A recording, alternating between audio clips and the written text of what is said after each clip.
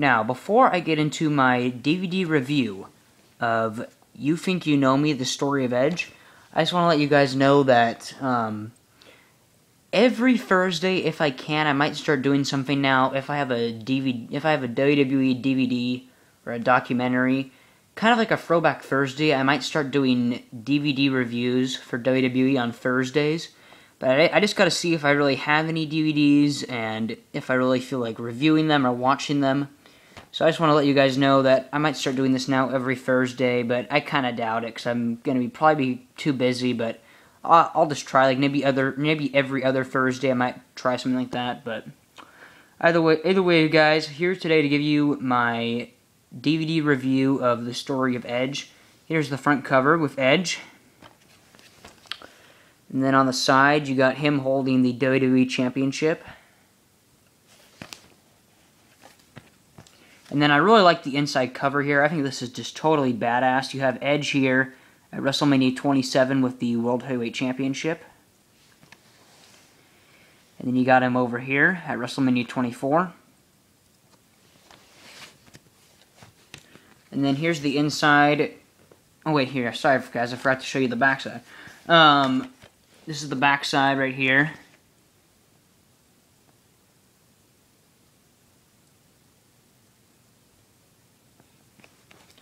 And then once you get into here, here's what disc 1 looks like. Disc 2 and disc 3. And I really like the backgrounds for each disc. Instead of just having like some bland color, they have all this artwork here, and I think the artwork is just really cool and badass. Here, I'll open it up to show you guys what's behind it.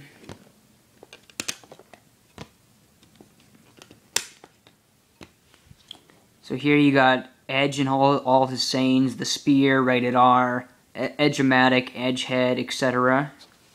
The same with this one.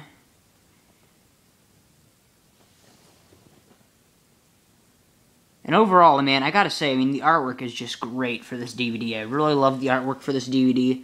I think WWE or Edge, whoever made this DVD, did a fantastic job with it. And now I'll get into, now the documentary, when I had the WWE Network, I was able to watch the documentary, but they didn't have the matches on the WWE Network. I only got to see the documentary. I don't have the WWE Network anymore. This is when I had it, but either way, though, I thought the documentary was very good for this DVD. Here's what these look like. I'll just leave this here for you guys to read for about 7 seconds here.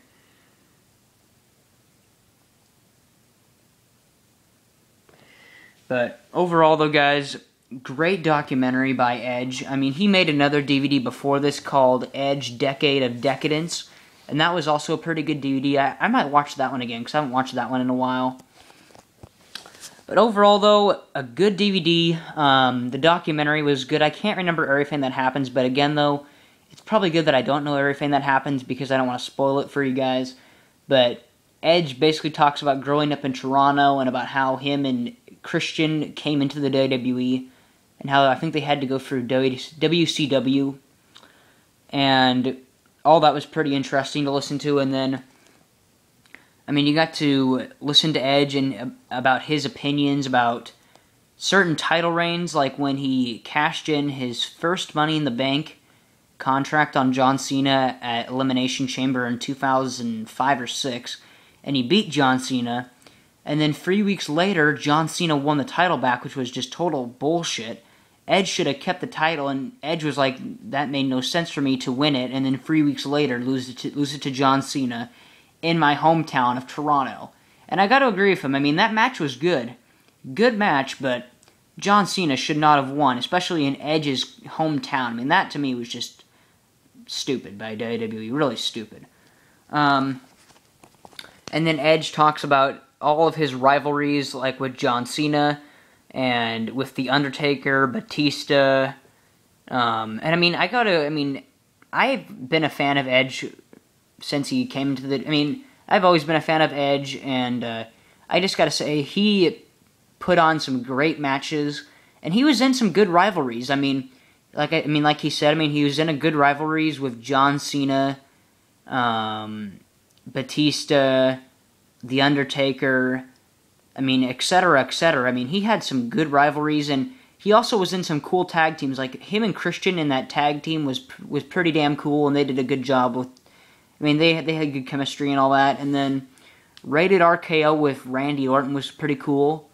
So all of that, I mean, I always have been a fan, and I respect Edge because he puts on good matches. He puts it all out on the line. He's an ultimate opportunist, and he's kind of like anti-PG. I mean, that's why he's called the Rated R Superstar.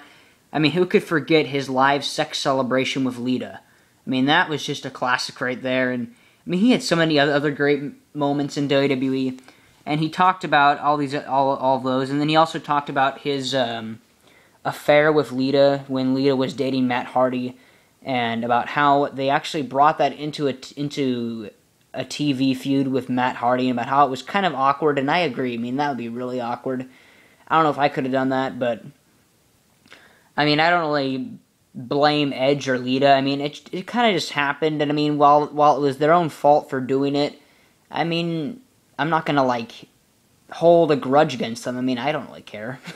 I mean, they just pretty much acted stupid. But I mean, Edge owned up to his mistake about having the affair with Lita, and about how him and Matt Hardy kind of had a hard, like, they pretty much did not really like each other, and they kind of brought that into their feud. And then Edge went on to talk about all of his rivalries, like I've said, and then he also talked about the different surgeries he had to get. I can't remember all of them, but he talked about during his rivalries with Batista, his neck would start to hurt a lot, and that was kind of where it began with his neck problems and all that. So I thought that was all pretty interesting.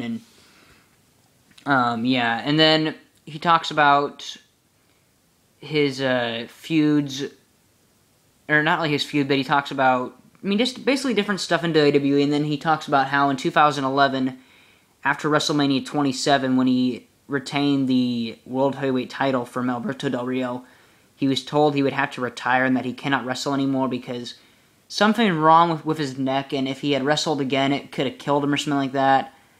So, I don't know, but pretty much, I mean, to me, and I mean, Edge even said it, that you could not have asked for a better way to end your career than by walking out of WrestleMania with the world title and retaining. And I mean, I got to agree with him. I mean, that's like the best way to end your career.